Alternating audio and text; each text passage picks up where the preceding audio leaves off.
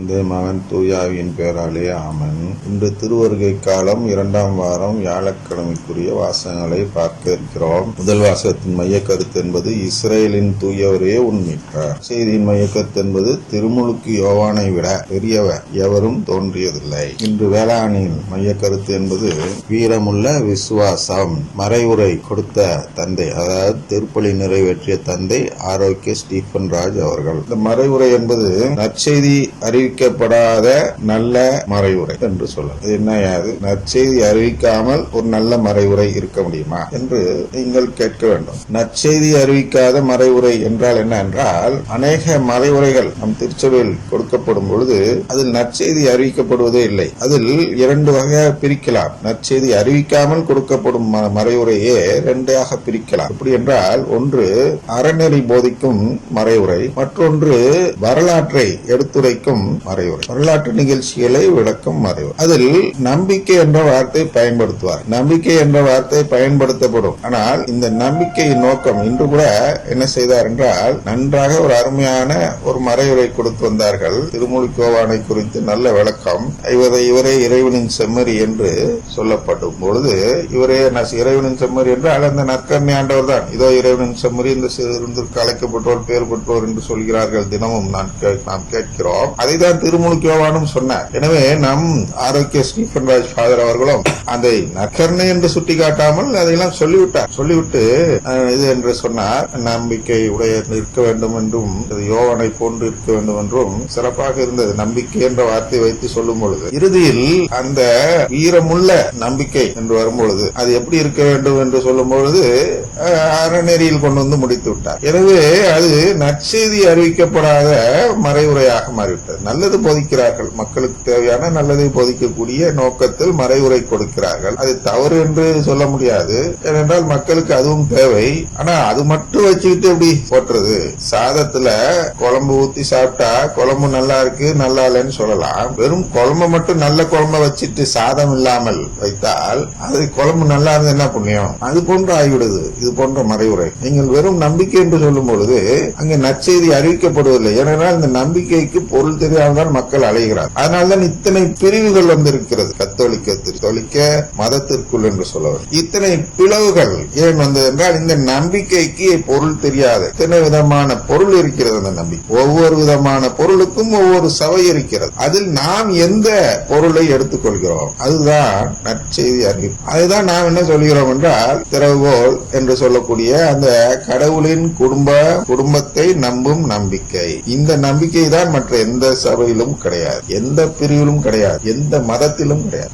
அனைத்து மதங்களுமே கிறிஸ்தவ மதம் தான், அதாவது இயேசுவால் உருவாக்கப்பட்டதுதான். அதனால் கிறிஸ்துவை பின்பற்றுவோர் கிறிஸ்தவர்கள் என்ற உலகத்தாருடைய வரையறை இதற்கு பொருந்தாது. நற்செய்தி அறிவிப்பணிக்கு பொருந்தாது. நற்செய்தி அறிவிக்கும் போது நாம் எப்படி பார்க்க வேண்டும் என்றால், அனைத்து பிரிவுகள் என்று வரும்பொழுது அதில் கிறிஸ்தவ பிரிவு மட்டும் எடுக்காமல் அனைத்து மதங்களையும் எடுக்க வேண்டும். மதத்தில் இல்லாதவர்களையும் எடுக்க வேண்டும். அவரவர்கள் விருப்பத்திற்கேற்ப அவரவர்கள் நம்பிக்கையை எதில் வைக்கிறார்களோ அதற்கு தகுந்த ஒரு கூட்டத்தை உருவாக்கி வைத்திருக்கிறார். இந்த கூட்டத்தை தான் சபை என்று அழைக்கிறோம். இன்னொரு இடத்துல மதம் என்று அழைக்கிறார், இன்னொரு இடத்துல இயக்கம் என்று அழைக்கிறார். எல்லாமே அவரவர்களுடைய நம்பிக்கை. பெரியார் கூட நம்பிக்கை வைத்தவர் தான். என்ன நம்பிக்கை வைத்தவர்? கடவுள் இல்லை என்று நம்பிக்கை வைத்தவர். அவர் இன்னும் நிரூபித்து காட்டவில்லை கடவுள் இல்லை என்று. அவர் நம்பிக்கை, அவரை சேர்ந்த அந்த இயக்கத்தினர் அனைவரும் என்ன நம்புகிறார்கள் என்றால், கடவுள் இல்லை என்று நம்புகிறார்கள். இறந்த பிறகுதான் அவர்களுக்கும் அந்த உண்மை தெரியும். அதனால் அவர்கள் நம்பிக்கைக்கும் நமது நம்பிக்கைக்கும் தான் அங்கே பிரச்சனை வருகிறது ஒழிய, அவர்கள் சொன்ன உண்மைக்கும் நம்முடைய நம்பிக்கைக்கும் பிரச்சனை வரவில்லை. யாருமே இங்கே உண்மையை நிரூபித்து காட்டியதும் சொல்லவில்லை. நாம் அனைவருமே நம்பிக்கையின் அடிப்படையில் தான் பேசுகிறோம் இல்லையா? எபிரேயர் 11 முதல் சின்னத்தை பார்த்தோம் என்றால், அதில் நம்பிக்கை குறித்து சொல்லியிருக்கு. தலைப்பை நம்பிக்கையின் மேன்மை.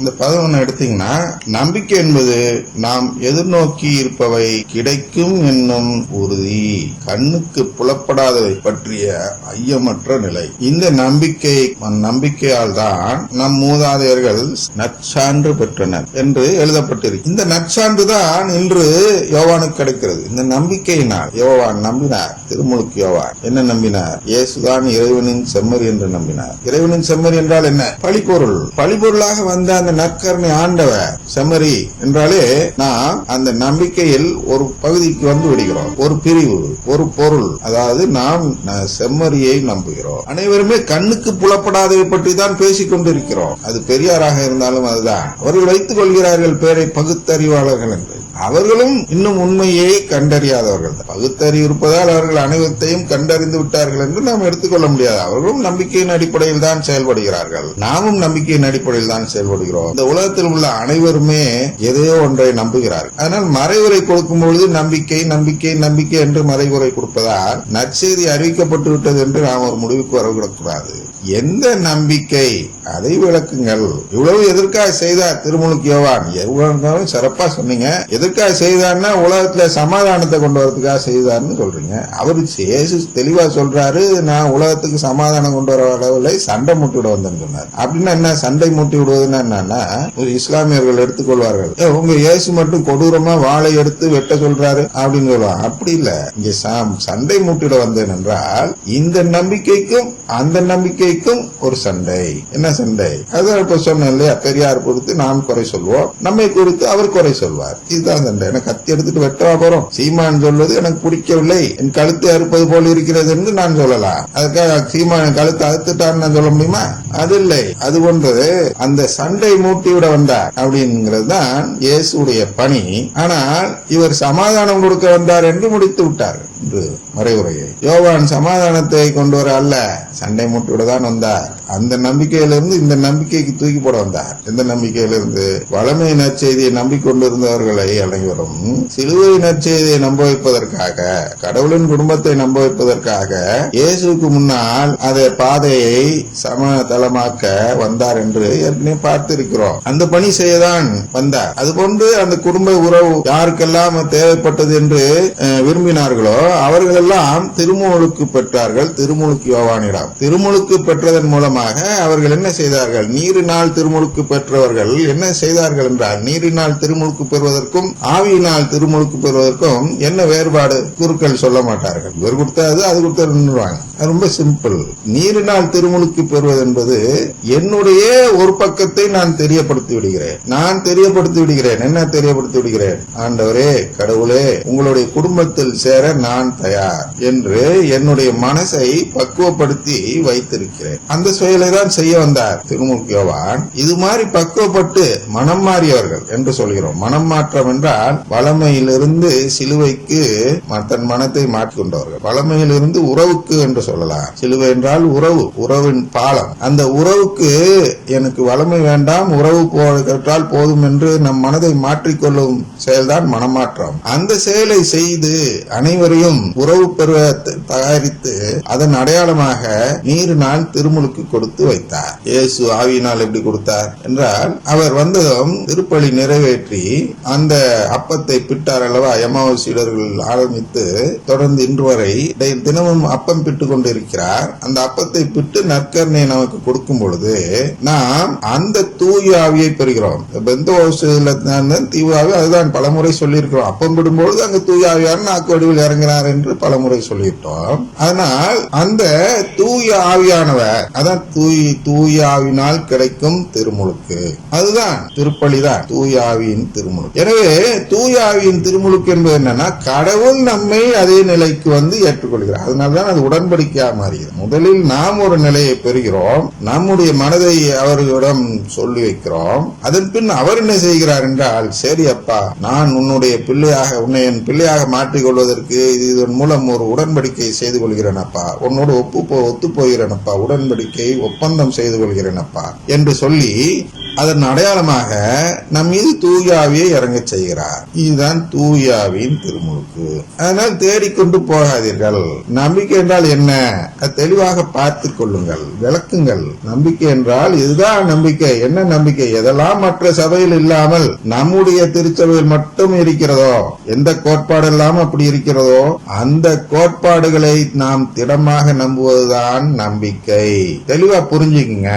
இதைதான் அருங்குடை இயக்க இயக்கத்தினர்கள் செய்ய மாட்டேங்கிறாங்க. நம் நம்பிக்கையை மாற்றி விடுகிறார்கள். கத்தோலிக்க திருச்சபையின் கோட்பாடுகளில் இல்லாத கோட்பாடுகளை நம்ப வைத்து நம்ம எல்லாம் அந்நியராக்குகிறார்கள். நாம் அந்நியராகி விடுகிறோம். கடவுளின் உறவை முறித்து கொண்டவராக மாறிவிடுகிறோம். அருங்கொடை இயக்கத்தில் இருக்கும் பொழுது இங்கே நம் பெயர் பதிவு செய்யப்பட்டிருப்பதால் மட்டும் நாம் மீட்பு பெறுபவர்கள் அல்ல.